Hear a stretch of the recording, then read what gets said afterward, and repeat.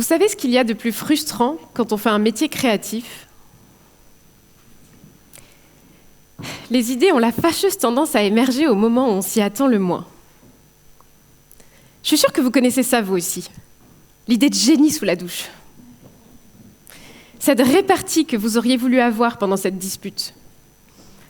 Pourquoi faut-il qu'elle ne sorte que maintenant, alors que vous êtes tout nu ?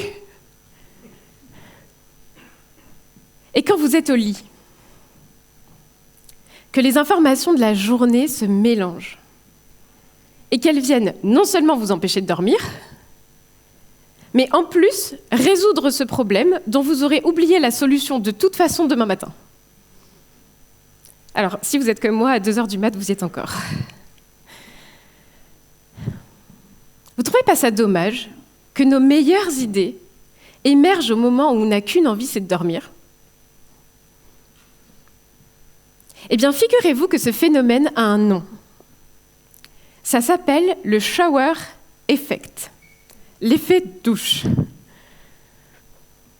En tant que designer, j'aimerais vraiment, vraiment que mes idées viennent quand j'en ai besoin. Autrement dit, pendant ma journée de travail. Alors j'ai un peu mené l'enquête et je me suis posé la question. Que se passe-t-il quand je prends ma douche ? J'ai réfléchi. Vous aussi peut-être ? Je vois pas.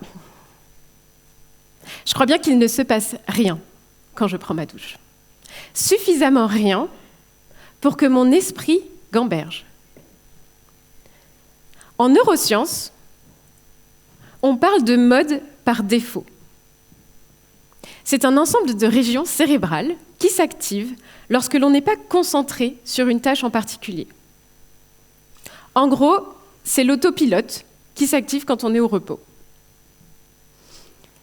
Cet ensemble de régions cérébrales sont associées à l'introspection, la réflexion sur soi, la mémoire et surtout l'imagination. Elles traitent le passé et imaginent le futur. En gros, si vous voulez allumer l'effet douche, activer l'effet douche, il ne faut rien faire. Alors je me suis dit, ça n'a pas l'air compliqué, rien faire. Et bien je me suis demandé à quel moment dans la journée j'activais le mode par défaut. Et bien là encore, ça a été un peu le blanc. Vous savez, depuis la nuit des temps, l'être humain cherche à tuer l'ennui. Et je pense franchement qu'on peut dire que l'on a réussi avec brio. Le divertissement est accessible à portée de doigt 24 heures sur 24. L'ennui est devenu quelque chose d'intolérable dans cette économie que l'on appelle économie de l'attention. Vous pouvez suivre l'actu d'une personne que vous ne connaissez pas pendant que vous attendez un ami à la terrasse d'un café. Trouvez toutes les réponses à toutes vos questions les plus folles, n'importe quand. Pourquoi réfléchir ? Peut-être même que dans quelques semaines, vous regarderez cette conférence en replay assis sur vos toilettes. Je sais que vous savez.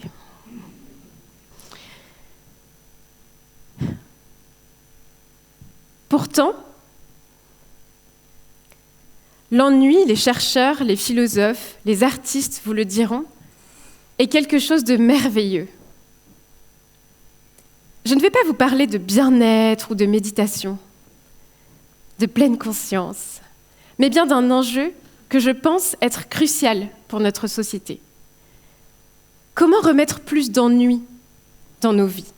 Comment l'ennui peut nous permettre de résoudre des problèmes complexes ? D'innover, de trouver notre vraie voie, notre propre voie. Si l'on est tout le temps en train d'absorber de l'information, à quel moment en générons-nous ? Un ennui bien exploité précède la créativité. Il suffit de regarder les enfants. Lorsqu'ils s'ennuient, ils passent tous par cette phase très désagréable et le font savoir à tout le monde. Je m'ennuie. Et à ce stade, vous avez deux possibilités. Soit vous leur donnez quelque chose à faire. Vous leur donnez des idées. Et c'est OK, on n'est pas tout le temps obligé d'être... Vous pouvez aussi attendre. Que se passe-t-il alors ? Les choses se tassent et le vide se remplit. C'est à ce moment-là qu'un livre devient un immeuble, un verre, un rond-point pour une petite voiture en rouleau de papier toilette. Ils ont eu le temps de faire le lien entre le monde extérieur et la perception qu'ils en ont. Parce que l'ennui est une interface merveilleuse entre le monde extérieur et votre monde intérieur.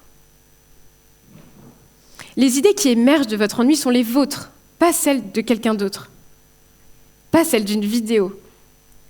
C'est les informations que vous avez qui percutent votre histoire, votre culture. C'est vos idées.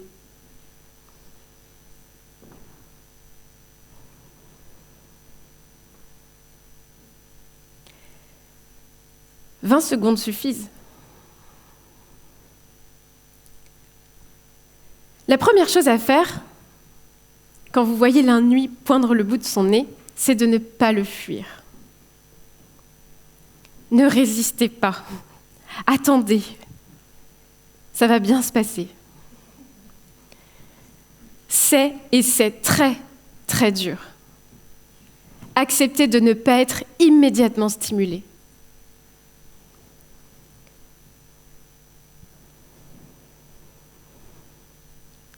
Lao Tzu a dit « Entraînez-vous à ne rien faire et les choses trouveront naturellement leur place. » C'est exactement de cela dont il s'agit. Imaginez que votre cerveau soit un petit étang. Si vous le remuez sans cesse, comme ça, le sable du fond se mélange avec l'eau et elle devient trouble. Maintenant, arrêtez de remuer. Que se passe-t-il ? Le sable retombe au fond et l'eau redevient claire comme de l'eau de roche. Vous savez, quand on dit « avoir les idées claires », alors demandez-vous à quel moment dans la journée est-ce qu'on arrête de remuer l'eau ?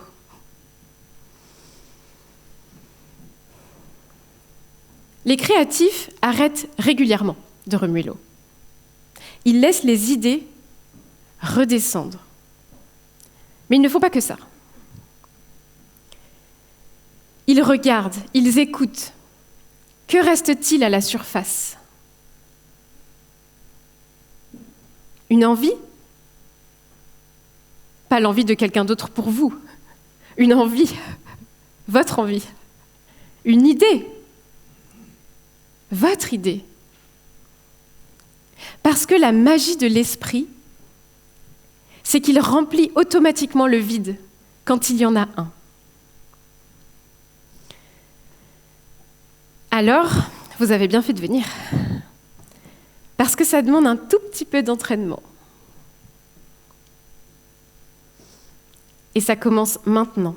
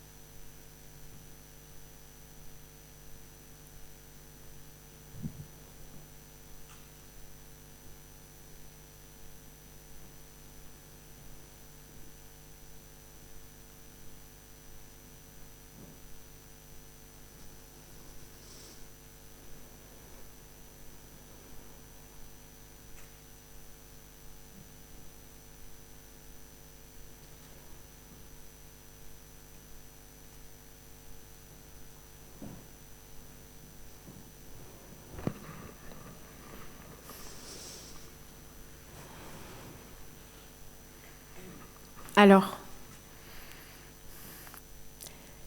que reste-t-il à la surface? Merci.